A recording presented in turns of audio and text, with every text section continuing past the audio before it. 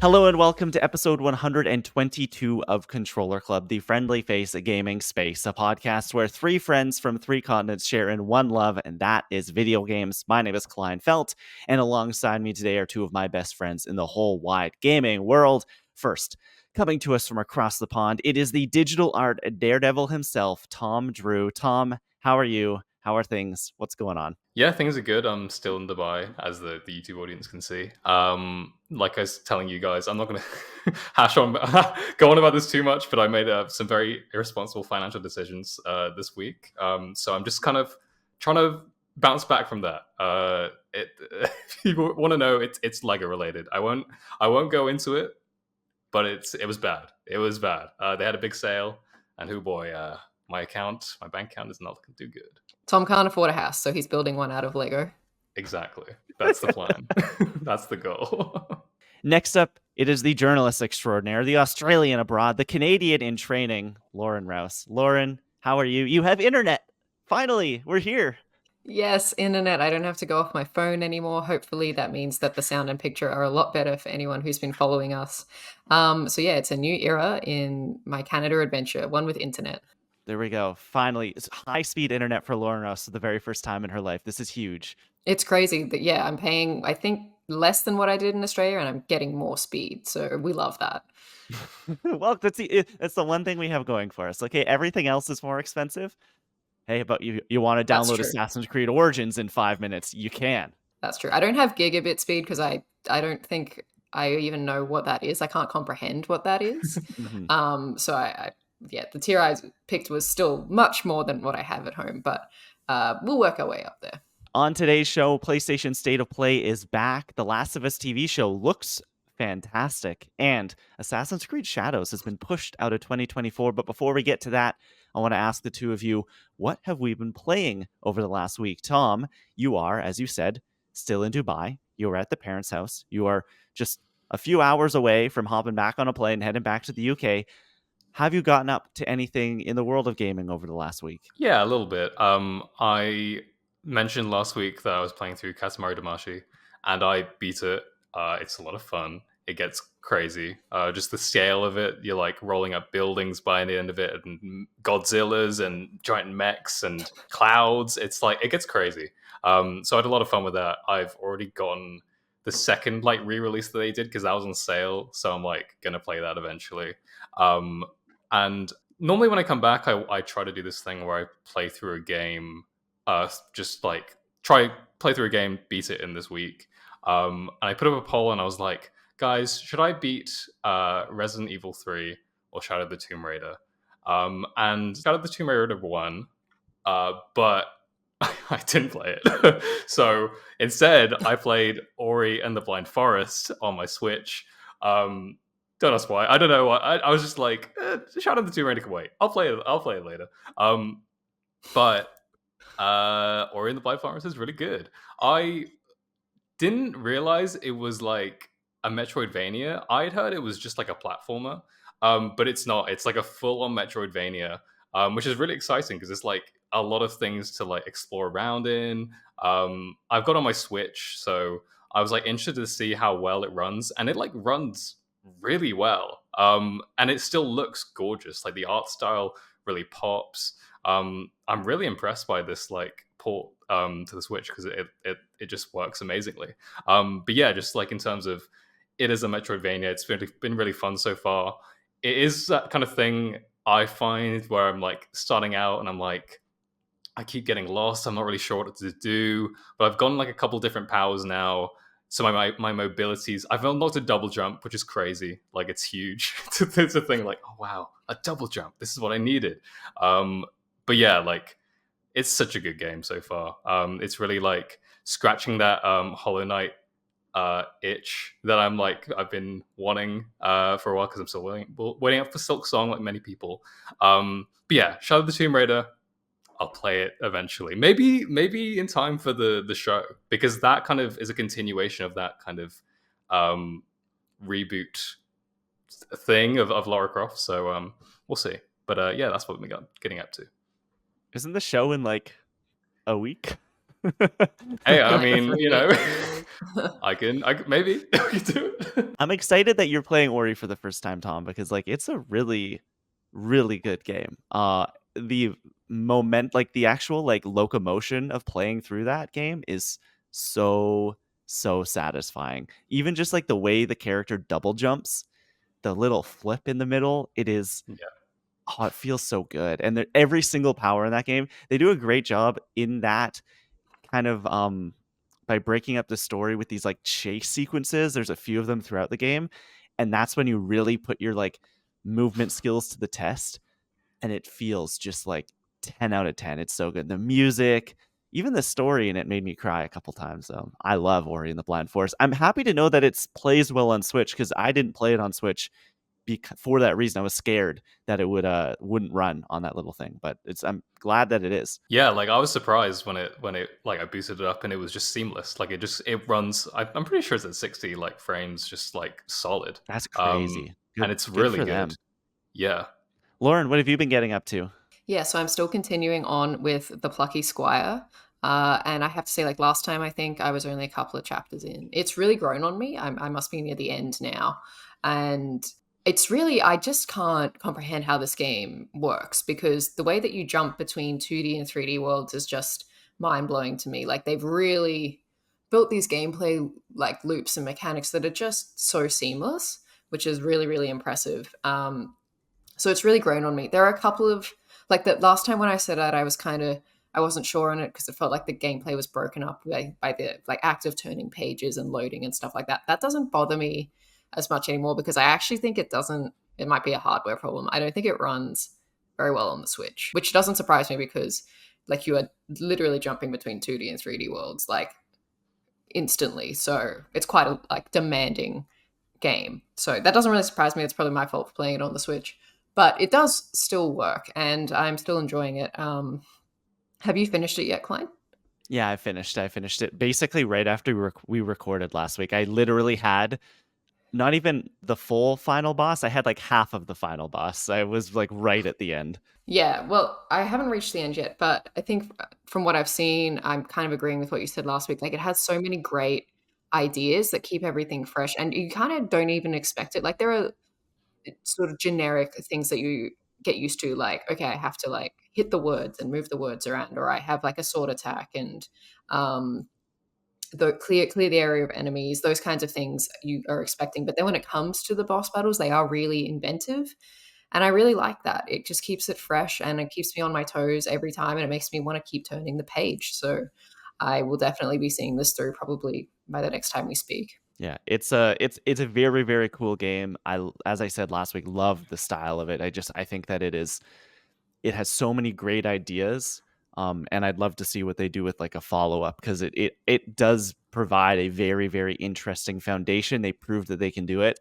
And now what can we do on top of that? But it is like, it just oozes creativity. Every little turn, it's like, whoa, here's a new idea that we haven't seen at all in the game so far.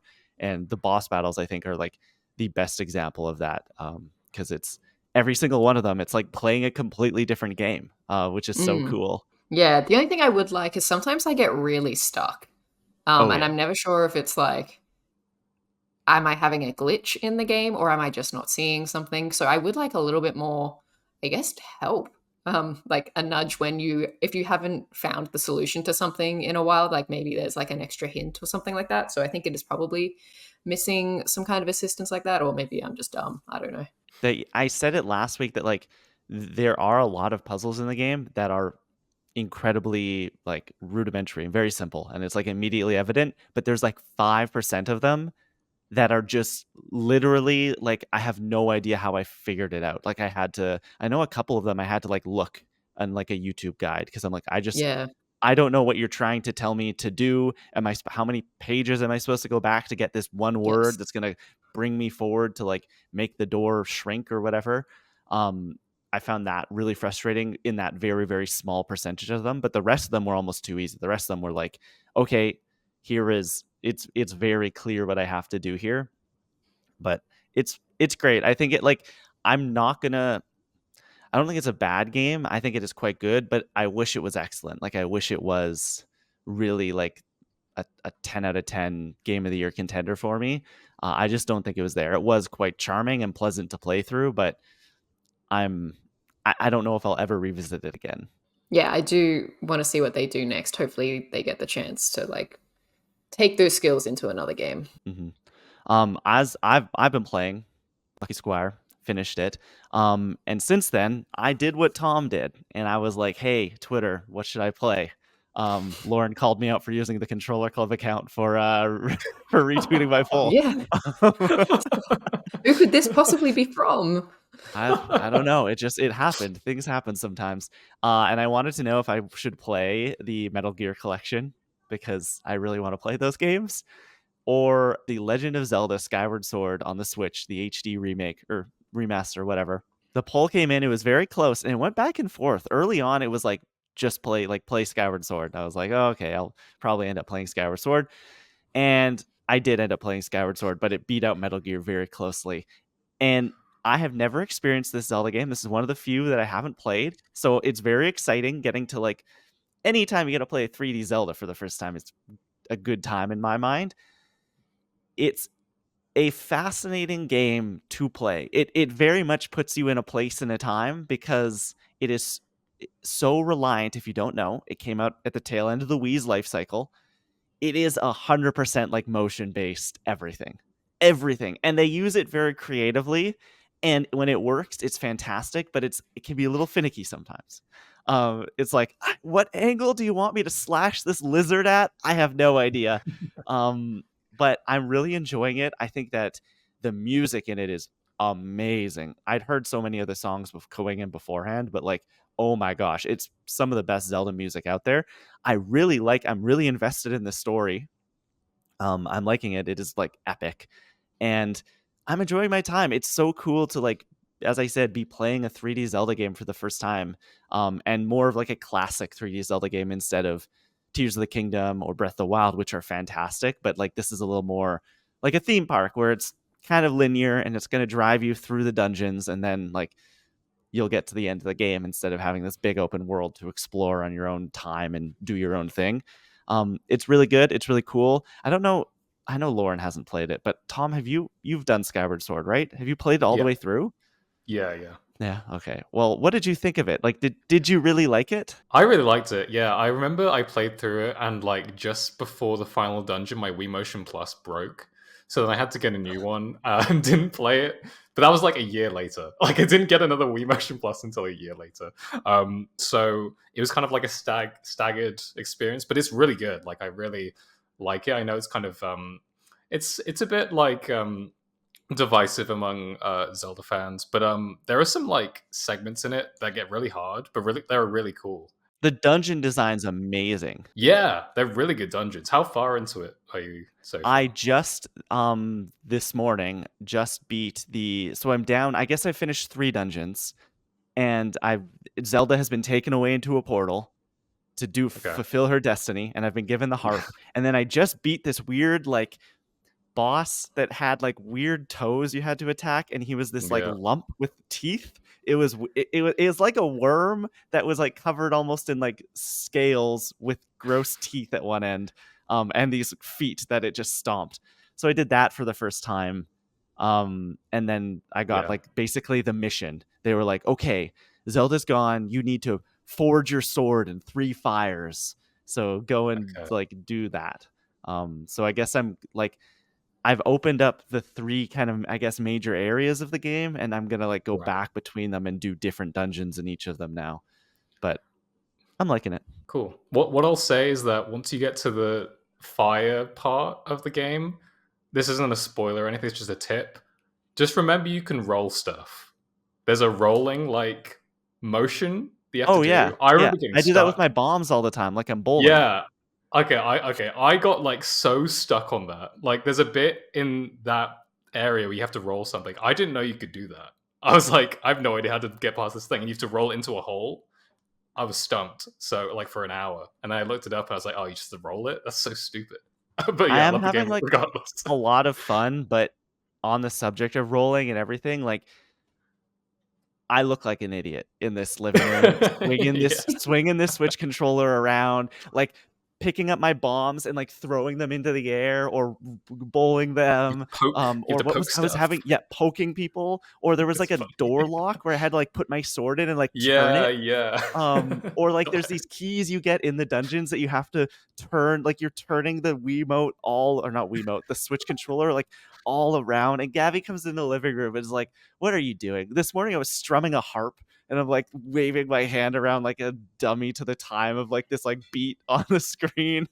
It's What a game. it's really fun, but I wish there is a mode in it that is just buttons, and I tried it and it does not work. Like it is I Yeah. wish there was more of a just like traditional like way to play the game, but because it is so motion based, the button controls is they actually use the other analog stick and you're controlling this like Uh, what would be motion controls with the analog stick, and it doesn't work as well as swinging the sword around. yeah, you don't feel like Link like that. You have to be swinging it No. around your living room. Come on. Exactly. That's what we've been playing. Let's get into the news. Tom Drew, give us that news jingle. It's the news we choose. Yeah. We start with me. The Sony State of Play. It finally happened. We got it, and we got some great announcements. Let's get into it. This week, finally saw Sony jump back into the State of Play saddle and debut some new games, announcements, and various new updates for fans. This about 40-minute presentation included over 20 games for both the PlayStation 5 and the PSVR 2, which you can go watch our full reactions to right now over on our YouTube channel. Tom and I reacted to that, as well as the Sonic Central panel this week. One was better than the other is all I will say. So go give that a click. The tentpole announcement from the showcase had to be Ghost of Yotei, the sequel to 2020's Ghost of Tsushima. The brief tease that was given showed off a massive open world set in the northern Japanese island of Hokkaido in 1603. Yotei takes place more than 300 years after the events of Tsushima, with a new protagonist, Atsu, a female samurai with a wolf companion who seems to be on the hunt for someone while being hunted herself. Not too many details for the game were given, but it has been given a nebulous 2025 release year, adding to what is turning into an already packed video gaming year. Other highlights from the presentation included a deep dive into Dragon's Dogma Veilguard, the re-reveal of a bizarre and creepy action game, Hell is Us, and the plasticine sculpted world of Midnight Walk. Also, we finally got a look at the long-rumored remaster of Horizon Zero Dawn, as well as the Lego Horizon game, which is coming a little later this year. The show partly had the responsibility as well of trying to sell the PS5 Pro before it went on sale earlier this week, showing off even more games that will be enhanced for the new console, including but not limited to not yet released titles like Assassin's Creed Shadows and Metal Gear Solid Delta. That was kind of it. We got a lot of games in there. I didn't touch on every one of them. I'm sure maybe some of them we can shout out here, but I want to know, Lauren, because you didn't get to sit down with Tom and I and react to it, what did you think of the showcase overall, and what was maybe the announcement of the show for you? Yeah, unfortunately, I couldn't join you guys. I was off on an island without internet. But I think my being on an island manifested another island for Ghost of Tsushima. So yeah, out of the showcase, I think things were like good, but if they didn't have that Ghost of Yotei at the end there, I think it would have been a little bit disappointing. But we've been talking about this forever. I think in over the years when we've done showcase predictions, at least one of us has thrown it out there like, this is the time they're going to announce Ghost 2, and the one time that we didn't predict anything, that's when they did it. But worth the wait. It looks amazing. I love that it looks equally as beautiful as the previous game, and will probably look even better being on the PS5 or the PS5 Pro, whichever you have. And that they're switching it up a bit. Like, I haven't finished Tsushima, so I don't know how things end up there, but I like this idea that they can make it an anthology and refresh things by going to a different part of history and going with a different samurai and expand things that way. Obviously love that they're like looking at a female character now, and like we'll be able to sort of open up new avenues with that. So it's just so exciting. I hope that it's probably going to be like an end of 2025 thing, but I just wish it was here now. Yeah, it was very cool to have known that this was kind of coming for so long, even though we didn't know. It was just assumed that Ghost of Tsushima 2 is going to come out. They're making a Ghost of Tsushima movie. They're going to make more of these games. But it was so cool how surprising that reveal was, because of how different it was. Oh, wait, this is taking place a couple hundred years after the first game. What's going on? It's a completely different environment, and it's a completely new character. And I think that like that is the beauty of these kind of announcements. It's like even when you know something is coming, you don't 100% know until you see it. Like if you go back and watch the live reactions, Tom and I immediately were like, this is like something's weird. What's going on? And I said, is that I think it's a female protagonist. And then immediately they reveal, yeah, it's not Jin. It's a different character. And I think it's really cool. I think that it means we could potentially like, who's to say down the road we don't get another story with Jin in it? Like, I think that this gives them an opportunity to continue on maybe doing these different ghost characters from game to game to game, and at one point going, hey, like maybe Atsu gets a sequel at some point, maybe Jin gets a sequel at some point, and diving back into the well. They did say there's a big PlayStation blog post about the game up right now, you can go read. They talked about this being the launch point for Ghost of ...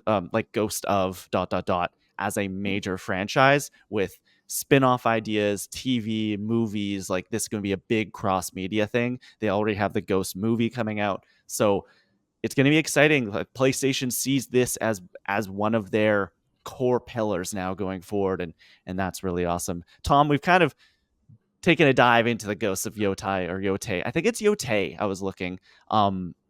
Talk. So what did you think about that announcement specifically? And then maybe what were some of your thoughts more generally about the showcase?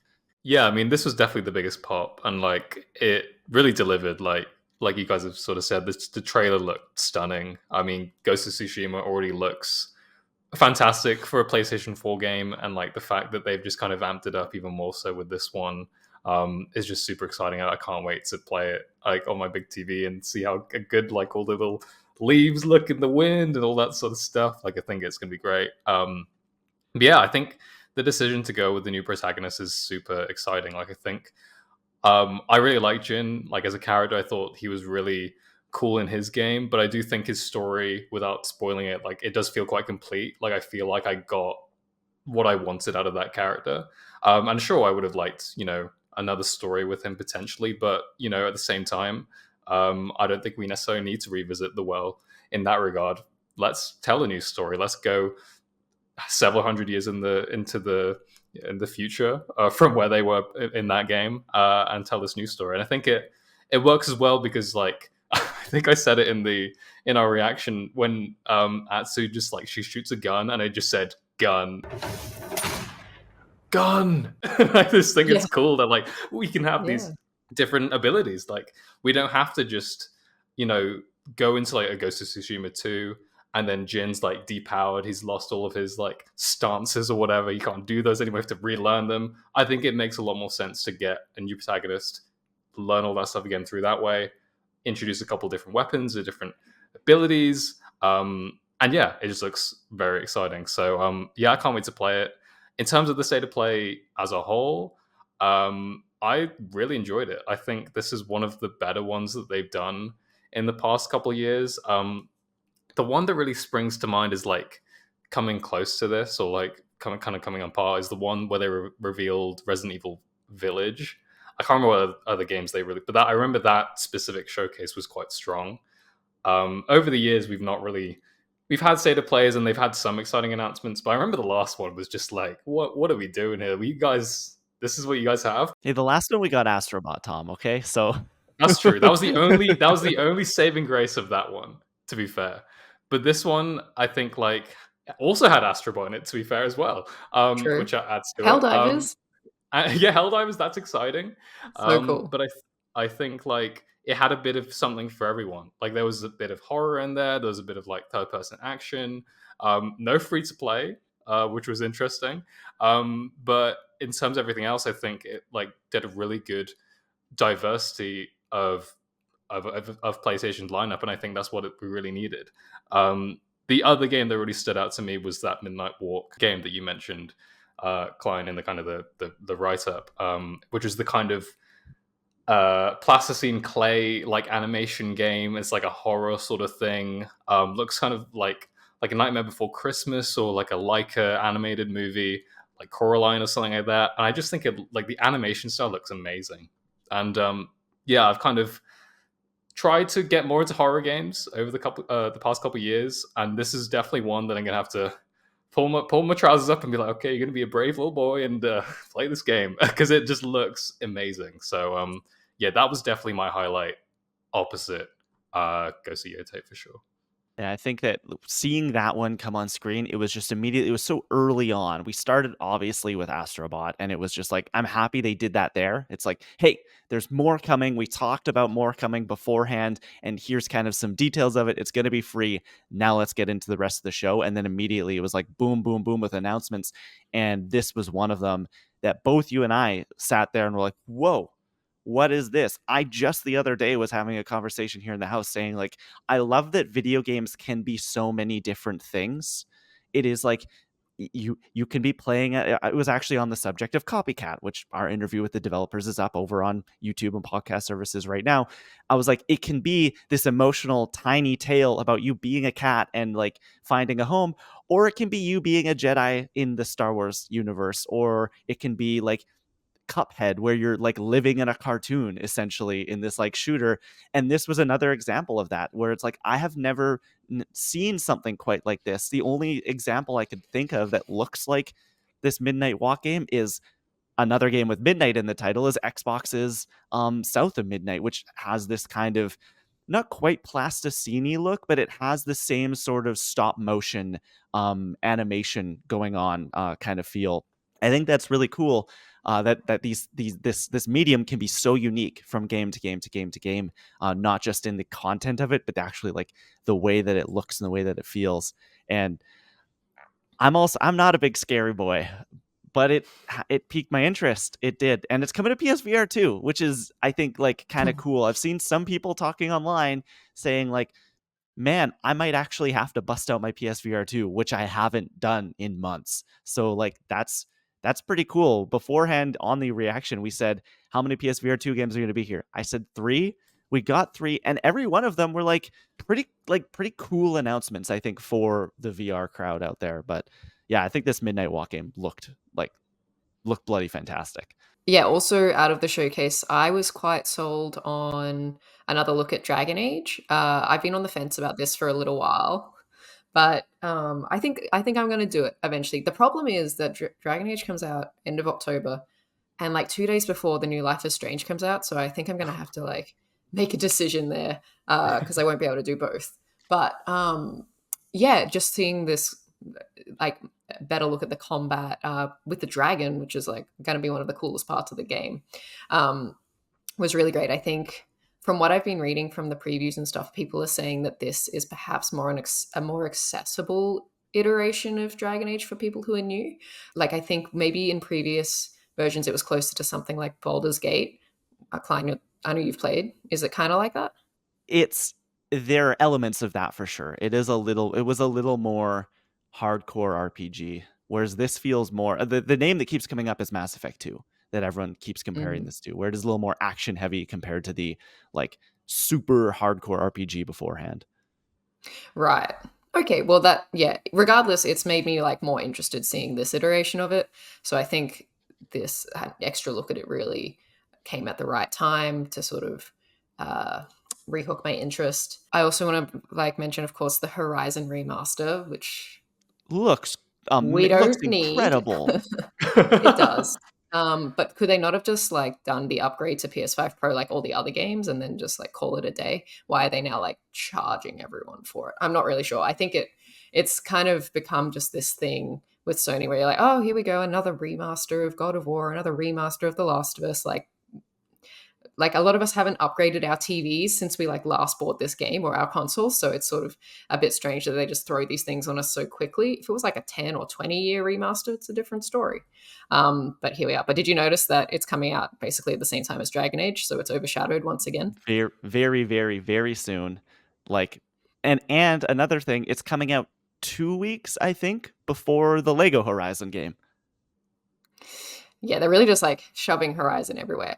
Then the only thing they haven't given me is what I really want, which is Horizon 3. So I expect that soon. We'll please. hear about that. Yeah, it'll come. Yeah, I mean, it looks gorgeous. Horizon already looks really good on PS4. I haven't played Forbidden West yet, obviously. So they have kind of made it on par with that, I guess.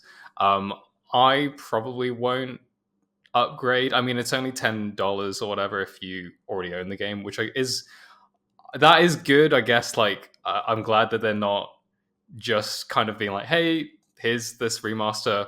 You have to pay $70 or whatever even if you already bought it." So I guess that upgrade path is good. Although they did raise the price of the original game. Like, it was originally like $20, I think, on the PSN, and now it's like $40. So if you wanted to do that like cheeky little buy the old game and then upgrade it for cheaper, can't do that anymore necessarily. But no, it does look good. But yeah, I do think it does feel like Sony has kind of been padding their lineup a little bit with these remasters. It's like, yeah, and it makes sense because like game development at this point takes so much longer. So it's like, why not just go back and remaster a game, which presumably wouldn't take as long as developing a game from the ground up. But yeah, I mean, I won't be buying it, but for the people that this serves, I think it's fine. It's whatever.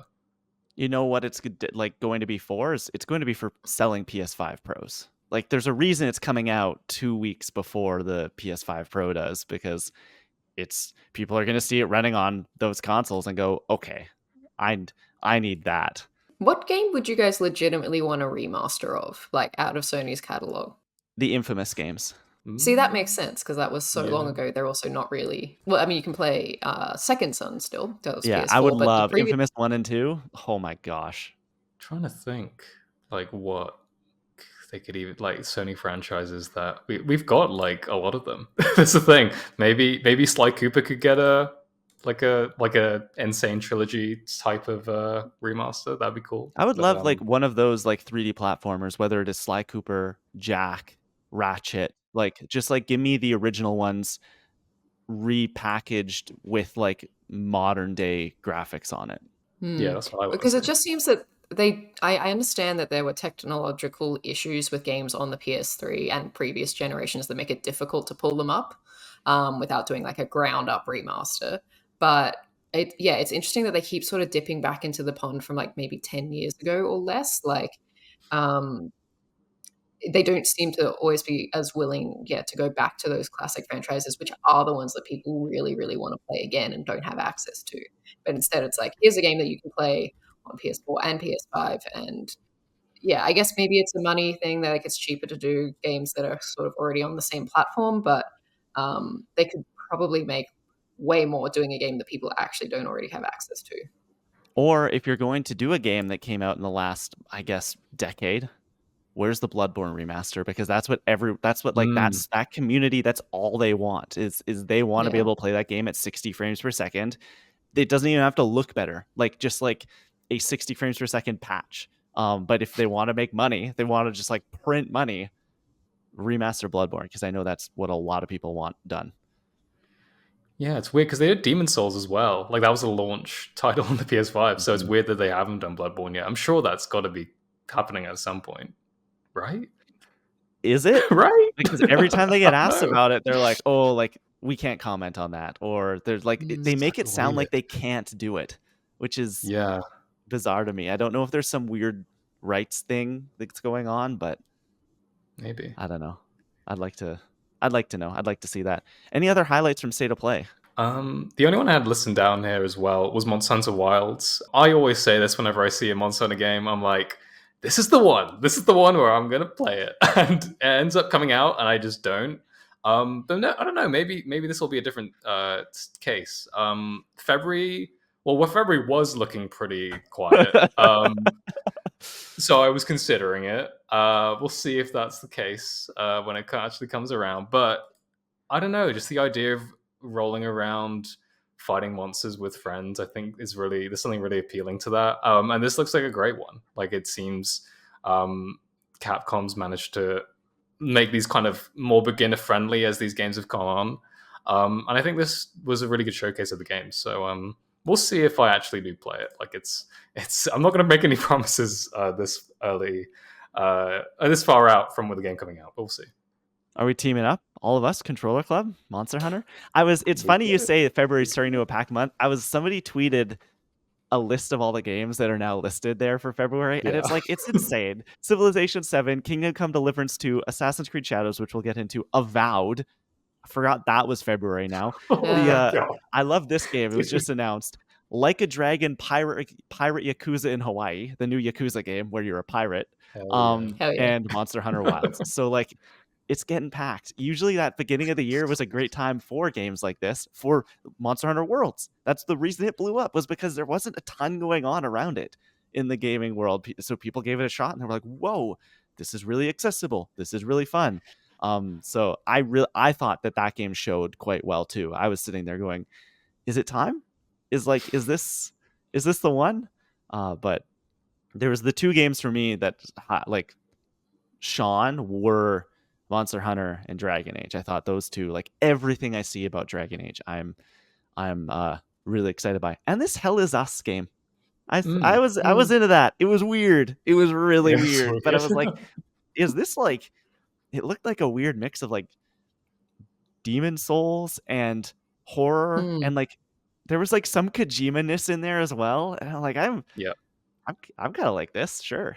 Yeah, look pretty wacky. I'll probably, I'll see how much it costs, but I'll see how. I'm willing to give it a try. Like it has this. It's like, yeah, I don't know.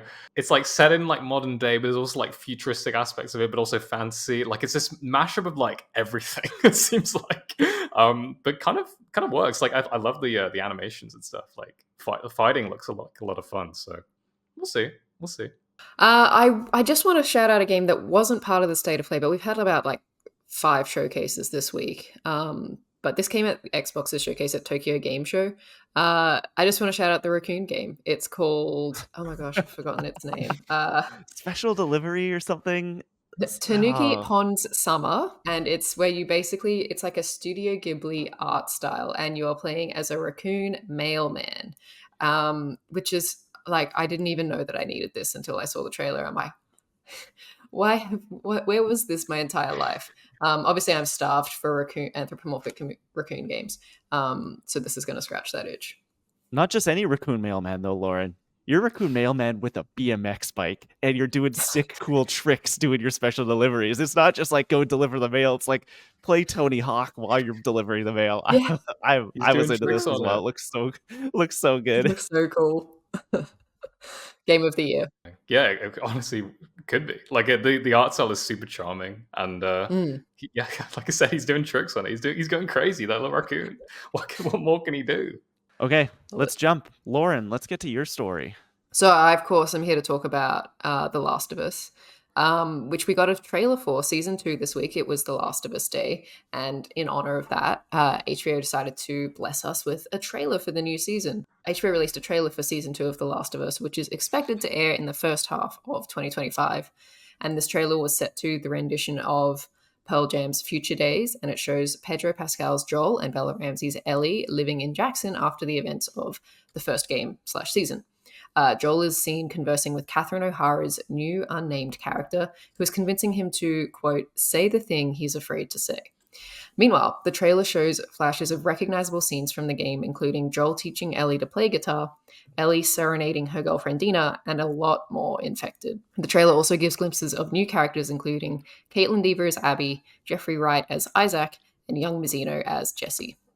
And they also released an official synopsis for the series, which reads, quote, after 5 years of peace following the events of the first season, Joel and Ellie's collective past catches up to them, drawing them into conflict with each other and a world even more dangerous and unpredictable than the one they left behind. So we're all very excited about this. The chat was lighting up. But I want to know from you guys, what were you most excited to see in this trailer? And was there anything that you were hoping to see that they didn't include? Tom, let's start with you. For me, the most exciting part of this was seeing Caitlin Dever as Abby, like, and she looks like her. Like it's like they just ripped it from the game, and like seeing her in this, I think we don't see a lot, but just the small glimpses. I'm so excited to just see this character brought to the screen. I think she's like such a great actress, and I think she's such a great casting. And just these little snippets just like solidify. I'm like, yeah, this was the perfect choice. But yeah, like this trailer was really great.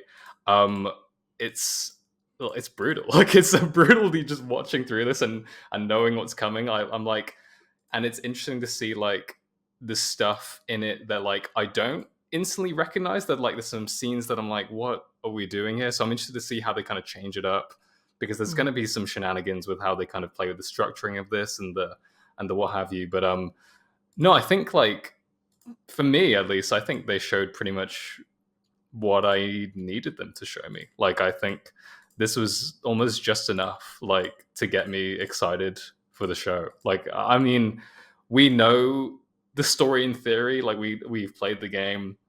A lot of people can be coming into this not knowing what's coming. Um so we kind of know what to expect from this, but at the same time, like I almost don't, because of how they kind of changed things up a bit with season one. So yeah, I'm just really, really excited to see, particularly the new stuff, like Catherine O'Hara's character. Like, what's she doing? What's she talking to Joel about? But yeah, I'm excited.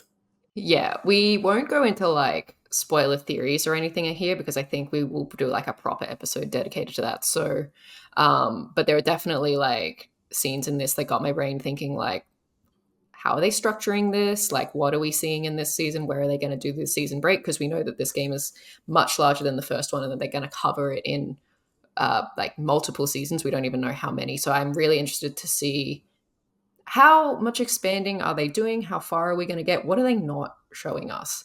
But what were you excited about, Klein?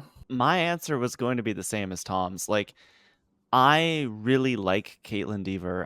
Everything I've seen her in. I loved Booksmart the year that came out. It was one of my favorite movies of the year, and that was my first kind of exposure to her. And everything else I've ever seen her in, I'm like, she's just a superstar. And she was my pick to play Ellie for a long time before Bella was announced.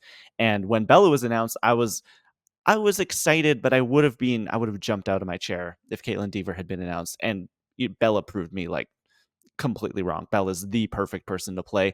And so when they announced Caitlin Dever as Abby, I was kind of like a little skeptical just because I know that she would bring it performance wise, but I didn't know 100% if like my brain could get over like, does she have the look? Does she look like the character in any way? Like, would she really be able to embody that character?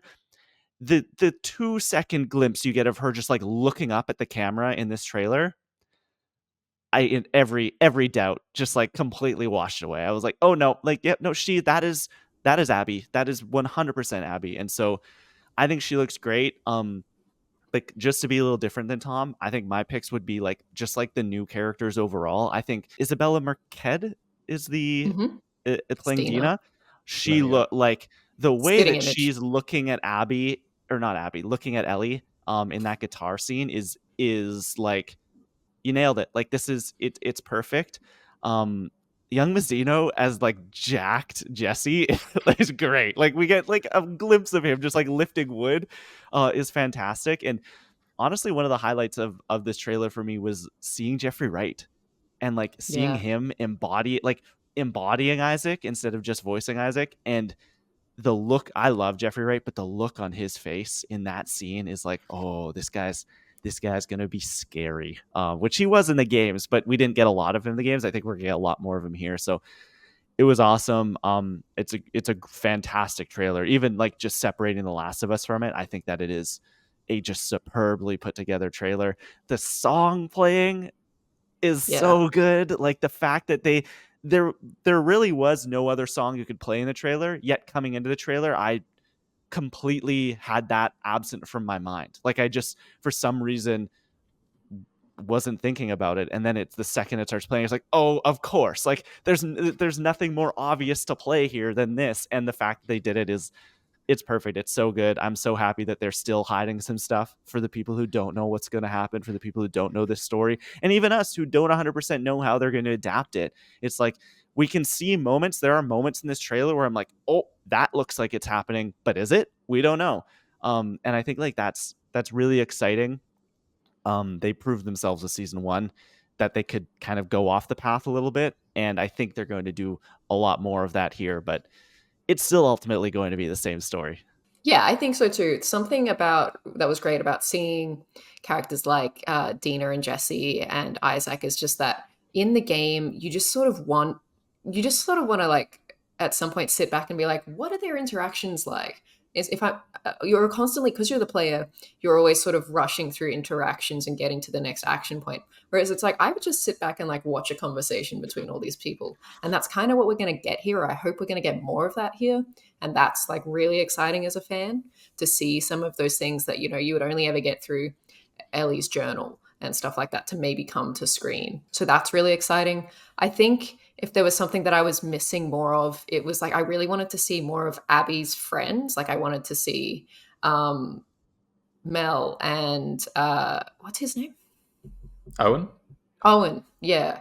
Mel and Owen and all their group, because I mean they're introduced at the beginning of the game. They have been cast, so I just wanted to see them in their characters. But I'm sure that will come maybe in the next trailer or closer to the season premiere that we'll get to see them. But yeah, and the music also, the rendition that they did of Future Days in the trailer tonally was so similar to what they've done in other trailers. Like it sounds kind of like that rendition of A Long Long Time, and kind of like that song in the first trailer, which I'm forgetting, but it was very like almost country but kind of gritty. So it's great to see that, yeah, they're just tonally consistent, even though it's going to take us to a completely new place and tell a very different story. We're still in that same world, and that's what we all fell in love with. So it's exciting to see more of that. The other highlight I just forgot to mention, the scar looks so like this. I can't wait to see this, how they execute scars on screen. And so seeing that, like the one glimpse of one that we got, looks just so good. That, and also the infected. Like there was a complaint last season that, it's a zombie show, but we barely saw any zombies. That's not happening this time around. They were like, we see your complaints and we raise you a literal horde of infected coming away. And we didn't see its face, but I assume it's going to be a stalker kind of crawling out of the woodwork somewhere. With the half, with like the half kind of mushroom going on. The bane of my existence in the game was stalkers, so I can't wait to see how they bring them to life. It'll be cool to see all the different factions of like, because I think that in the first season, in the first game, you're almost more scared of the infected than you are the humans. In the second game, the infected aren't the scary part to me. There are definitely scary infected, but it's like I'm way more terrified of the different groups of people that you meet. Yeah, for sure. And yeah, just with the infected, like the moments that you do see them in season 1, like they make it kind of like matter. And I'm hoping that like with season 2, maybe the budget's a bit more, that when, we will see the infected a bit more, and like they will be impactful every single time, and they'll look like scary as hell. And even with the scars, like seeing those come to life, like that faction is going to be like super scary and just off-putting, and oh god, can't wait for people to meet them who don't know what they're about, because it's crazy. Can I just say, on the budget, I have not verified this information at all, but when I was walking around the set a couple of weekends ago, this guy just like, I think somebody must have asked, what are you filming? And I just heard him yell across the road saying something like, it's $8 million an episode.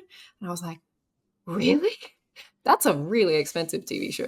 So I have no verification. He could have been lying. But if that's the truth, like they've definitely upped the budget this season. Well, hot scoop. That's a hot scoop. Yeah, there you go. That's why you verified by some guy across the road. Yeah, it looks great. The only other note I would have is that I was wondering if Bella would look aged up, and she does. She does. She looks older for sure. There's like a one look she has at Joel towards the end of the trailer that she looks way less like a kid than she did in the first season. Coming 2025. Interesting. Do we think that this is their early 2020, like their first big 2025 show, or do we think that's something else? So we haven't gotten really a trailer for something else. That's true. I think this will come after White Lotus, is my suspicion. I think White Lotus will be first, which, yeah, we haven't had a trailer for yet, but I think for some reason I just think that's going to be the first show, and then we'll go into The Last of Us. I think they've said, like, I think it might have been, I could be wrong. I think Casey Bloys like made a comment and was like, White Lotus is going to kick us off 2025, and then it's going to be other. I'll fact check that just to make sure. But yeah, I'm pretty sure that's. There's some quotes going around from him, like just this like past week, I think, from Well, we got to HBO. remember, like, The Last of Us season 2 literally just finished filming, like maybe Yeah. a month ago. Like I said, I was there 2 weeks ago, and they were still doing like reshoots for things. So I think they like their production process. They also have way more visual effects. So I think that process may take longer than something like The White Lotus, which they could do to like kick off the year, and then maybe we see Last of Us by like March, April. They said that both would be out in time for Emmy consideration, which is the end of May, and you need at least 6 episodes of your series out by then to be considered for Emmy. So that means that if you do the math, like the latest The Last of Us could premiere is like the second to last week of March. That sounds right. Yeah, that makes sense. Yeah, and just to fact check, that quote wasn't from Casey Boys; it was from David Zaslav. Dog of a bloke, look it up. But yeah, he says that we'll kick off the year with new season of White Lotus, followed by The Last of Us and Euphoria, just to name a few. Obviously, Euphoria. I don't know if that's going to come out. They haven't filmed it. They haven't filmed it. They're probably going to film it in 2025, if at all, you know. But yeah, if by that logic, hopefully, Last of Us is in that kind of window. It's a good problem to have, to be debating between, oh man, what am I going to have first? The White Lotus, which is awesome, or The Last of Us Season 2, which is also looking to be awesome. Okay, Tom, let's wrap it up with your story. Yeah, so guys, we've had our main course, we've had a dessert. We have to go back and eat our greens. We have to talk about Assassin's Creed Shadows getting delayed. Womp womp. So yeah, after an unusual move to pull Assassin's Creed Shadows from the Tokyo Game Show, just days before the event started, Ubisoft announced that the game will be delayed. Quote, and this is a quote from the statement that they put on Twitter, quote, Assassin's Creed Shadows is a dream project for us, finally bringing the series to feudal Japan with many features developed with our community in mind, such as parkour or the renewed stealth, brought by new technology, all set in a beautiful and immersive world. This is an ambitious addition to the franchise, a rich experience that can be lived through the eyes of two unique protagonists, but we realize we need more time to polish and refine the experience, pushing further some of our key features. As such, we've made the decision to postpone the release date to February 14th, 2025. The game will release on a broad range of platforms, including Steam, at launch, and additionally, pre-orders will be refunded, and all future pre-orders will be granted the first expansion for free. End quote. And there's more context to this, which was provided from an internal memo from Yves Guillemot, who's kind of the head of Ubisoft, and that surfaced online. This is interesting context here because he mentions Star Wars Outlaws. I says, quote, first Star Wars Outlaws' initial sales proved softer than expected, despite solid ratings from players. So that's interesting context and going into this delay. But he continues saying, quote, Assassin's Creed Shadows is already playable and of high quality and has all the features the team wanted to integrate into this ambitious experience. This unusual decision at such an advanced stage is motivated by a desire to offer an optimal experience from launch on all platforms and various PC configurations, and to remove the small frictions we typically use to address in post-launch title updates. We will also use the extra time to complement the experience with a few high-impact secondary quests that will bring even more memorable moments. Additionally, as a result of listening to player feedback on other topics, our new releases, starting with Assassin's Creed Shadows, will again be available on Steam on launch day, in addition to being available on first parties, Epic's, and Ubisoft stores. Also, we are currently rethinking our season pass model for upcoming games, and for Assassin's Creed Shadows, all players will have access to the game at the same time, and those who have pre-ordered the game will get the first expansion for free, like they mentioned in the above statement. So, this game has been criticized for a number of reasons, and I just want to get this out of the way. Since the announcement of it, and a certain crowd of people are going to take this as some sort of like win. The game got delayed because of woke or whatever. But look, there's certainly things that you can criticize about the game in terms of like authenticity to Japanese history, like certain buildings not being era specific, or like historical reenactment group flags being used in the game willy-nilly and not being like credited, or not really like apologizing for it properly, or even like the collector's edition using the design of Roronoa sword from One Piece as like a collector's edition item. You can look it up. Very strange decision to do that. But like, if that criticism is just being used to disguise racism and misogyny. Like, what are you doing? Like, this is not. What are you doing? But that aside, like this delay has nothing to do with that. I feel like this kind of response for that crowd of people, although some people will certainly taken that, but that's neither here nor there. But it is significant that they delayed this. Like, and it is interesting in the context of Star Wars Outlaws, not selling as well as they may have hoped for. The Steam thing seems pretty like significant. They want to get this to as many people as possible. There's a lot to this. Klein, what do you make of this situation? What do you think about it? It's been interesting to watch this saga kind of play out over the last 7 to 10 days. As you mentioned earlier on, like just all of a sudden reports of like press previews being revoked, well, not revoked, but like being canceled for the game. Then them pulling out a TGS so close to it. And this is ultimately why they're pushing it. It's Assassin's Creed has been a fall game since the very beginning, and this will now be the first Assassin's Creed to not fall into that fall window. And Ubisoft has usually been so stringent on having that big fall title. They have Star Wars Outlaws. It came out, I guess you could technically count that as a fall release. It isn't hitting nearly as well as they wanted it to. So the fact that they're pushing it, it must be in some sort of state. The quote from Yves that like I latched onto the most here was to quote, remove the small frictions we typically used to address in post-launch update titles. That to me sounds like this game is not necessarily ready for prime time in terms of bugs and glitches, and they have seen what happens when they put out an Assassin's Creed game that doesn't hit its mark technically right at launch. Assassin's Creed Unity was one of the biggest like missteps for the company and the franchise in a very long time. This is paired with like there's this insider who has pretty good sources, but he's also missed a few times. His name's PH Brazil on Twitter, and he has reported that this game is quote in a buggy mess sort of state. So I guess if they're going to take this time to polish it and fix those things and iron them out, I'm on board with that. Don't release a game that's unfinished. Don't release a game that's not ready for prime time. We've seen what happens when you do that. I just don't know. Like you mentioned all the woke grossness, like just like all the stupid dialogue that's going around about this game. I worry. I don't know what you could actually change in that time to appease those people.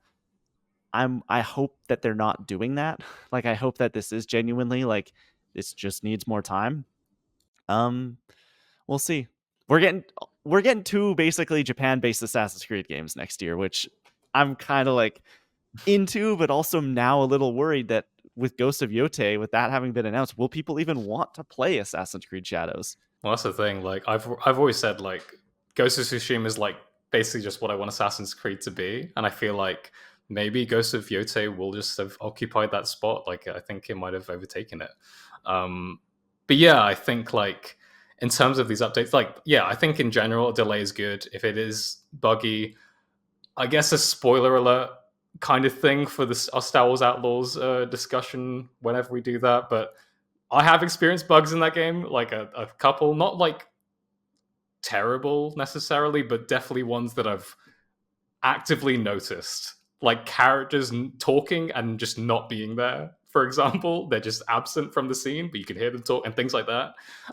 So I'd rather them take the time and this be like a reflection point and being like, we can't do that. Like we can't do that. We've been burned with like, Unity was one of the big ones that came out like a while back, and it was at launch, like it just didn't play well. And like now people have gone back to it after it's kind of been patched and like they've come to enjoy it. But I think with just such a significant release like this, you can't really risk that sort of thing. Well, Unity needs a win. Like they really do. Yeah. Look what they've had the last like Skull and Bones came out this year. That was in development forever. And I can remember 2 years ago when they invited press for previews, I had a preview email and then it was like, oh, sorry, actually we are delaying the game for just indefinitely. And it came out 2 years later. Like that's not good enough. The only, I would say, good thing that they've had in the last little while, like full on 10 out of 10 like prestige title, is Prince of Persia, which no one bought. Like it had such soft sales on it that like it's one of the best games of the year and no one played it. So like they can't have Assassin's Creed come out and just piddle out and just like be okay. It has to be great. Yeah, and like they were saying, they've waited so long to bring Assassin's Creed to Japan. It's what players have been wanting for decades even, and now it's their time, so they really don't want to, I guess, mess this up. It's also interesting seeing the learnings that they are taking from Star Wars Outlaws, which of course, yeah, don't leave your bugs until the last minute, because if you want people to play on launch, it should be playable at launch. But also the fact that they're like, okay, we're going to revise this thing where we put extra money to allow you to play the game like a week early or whatever. Because at the end of the day, how much good is that really doing? Like, oh, I got to play 3 days before my friends. Like, I don't think that's really what players want. Whereas saying like, oh, but we're going to give you the DLC for free, that's way more enticing to pre-order something than being like, I get to play it 2 days early. Because what if you're just like busy for those 2 days? You can't change the date that the game comes out. Or if the game's broken. Like with Star Star Wars Wars Outlaws, the people who had it early, they were forced to restart because there was a mission that was borked and their saves were dead. Like, yeah, so it's very good that they are learning from that. And then also, I guess, moving it to Steam as well. I guess they've realized that there's a large chunk of players that can't access their games without them putting it on Steam. So hopefully they're moving things into a place where the runway is as clear as possible for this game to take off. And even if it has to move a few months, I think we'd all prefer that. Then, like, the back half of the year is already crowded, so let's push another massive open world game to an already crowded February, but still, push it back if you must. And yeah, I'm just interested to know like what the conversations were like in the last few weeks, because they waited for a really long time, literally like the day before Tokyo Game Show, to just push this right back. And yeah, it was like, I guess that explains why we haven't seen as much marketing for it as I was kind of expecting.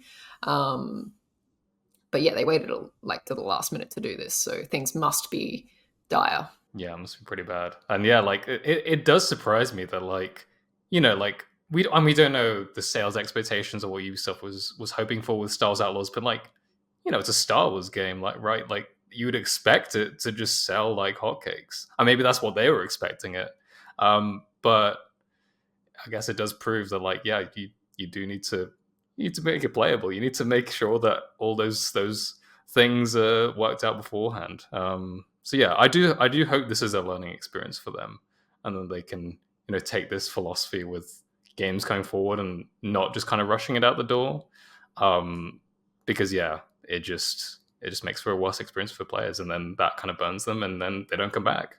it makes the end of the year for me a lot easier because now I'll just play Dragon Age. I was like debating between this and Dragon Age, and well, it made my decision a lot easier. But yeah, February 14th, 2025, same day as, oh man, I think the Yakuza game. I'm pretty sure. Oh no, Monster Hunter. I think it's the same day as Monster Hunter. I think that they're both February 14th. Is it actually? But yeah, it's the same day as one of those big titles, and then 4 days before Avowed, which will be another massive open world RPG. Somebody's moving. Someone is moving. Yeah. Oh yeah. I don't know who it's going to be, but someone's moving. The scary thing is, though, is how far can you move? Because you want to know what we have looming in 2025 that is going to cause people to move? Grand Theft Auto 6. And so if you kick yourself, if you go, you know what? It's still not ready. We need another 6 months. Then you're in September and you're on the doorstep of potentially where GTA could fall. Or we have no idea where GTA could fall. It could come out in May. Like, it's scary. It could come out in 2026 for all we know. It could come out in 2026 as well, which honestly, of those options, seems the most likely to me. But like, it is 2025 is going to be insane, just like the list of games that we have. And whereas this year, I think, has been not light, but it hasn't been that, like, it's not last year. It's not even what I think next year is going to be. I think a game like Assassin's Creed Shadows could have really shined, but if it's not ready, it's not ready. And the Shigeru Miyamoto quote is always there, always looming. That is it for the news. Tom, Drew, give us that outro and let's get out of here. Is the news we choose? Yeah. That is basically going to do it for the show today. You can please go follow the podcast on Twitter at controller_club, at controllerclubpod on Instagram, and controller.club on TikTok, where you can share your thoughts for our new Game Plus video game book club game of the month. We are playing, funnily enough, the light-selling Star Wars Outlaws. We will be doing a big deep dive discussion that coming up in the next couple of weeks here. How are we doing on Outlaws right now? We working our way through, chipping away? Well, I can't play Chipping it away. right now. Tom is away from him, and his PS5 have been separated for right now, but he will get back to it very quickly. You can share your thoughts about that game over on social media. Also, guess what? You can now watch a video version of the podcast on our new YouTube channel. Please go subscribe to Controller Club at youtube.com/@controller_club to watch the latest episodes, our best segments, as well as clips from past episodes and from the show. While you're doing that, rate, review us wherever you get your podcast. 5 stars. It really helps out. And send in any hellos, questions, topic ideas to controllerclubpod@gmail.com. Tom, Drew, you got some new art.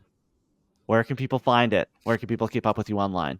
Yeah, you can find me at Tom Drew Art on Instagram and Twitter. Like Klein mentioned, I posted some Cartoon Network themed art, mashing up all these different Cartoon Network characters. It was crazy. Go check it out over there. It's a lot of fun. But yeah, I also just want to quickly shout out the YouTube channel once again. Like, thank you for all the response. Like, it's been kind of crazy, like seeing some of these videos do reasonably well. Especially the fact that the Sonic Central reaction has more views than the State of Play reaction. So realistically, we probably should have made that the main focus of this. The State of Play can get in the bin. We should have talked about Sonic Central. But yeah, I just want to shout out the fact that if you didn't listen to our last episode, we interviewed the developers behind Copycat, the indie game Spoonful of Wonder. Check it out. It's a great conversation. And they're just lovely people to talk to. So if you missed that, absolutely check it out. Maybe there's a scoop in there. There might be a scoop or two. Gotta listen. I don't know if you looked at the YouTube channel this morning, Tom, but we passed 1,000 views on one of our videos today. We did. Yeah, it's exciting. Yeah. Very exciting. I know. So yeah, go check that out. Tom's doing wonderful work over there, and it's only beginning. So the video podcast era is here, and we are living in it. Lauren Rouse, where can people keep up with you online and everything that you are doing? You can follow me at lrouse19 on the socials. Rouse spelled as in house. I was going to shout out our socials and stuff, trying some new stuff. I'm the unofficial social media manager of Controller Club, and so I'm just trying out some new stuff. If you like it, give it a like, and then I'll know to keep doing that. But if not, I won't. I'll shut up. You don't have to see us in your feed. But yeah, please give us a follow on the Instagram and Twitter and TikTok. I haven't done any clips lately, but keep an eye out. They're coming. You had some internet issues to get over. Yes, you got to actually have internet to be able to upload just about anything. So right. We've gotten that figured out, and we will get the stuff up there. You can follow me everywhere. I'm at the Kleinfelt, TheKleinFelt. That's going to wrap up this episode of Controller Club. Thank you so much for listening. Now, let's get gaming.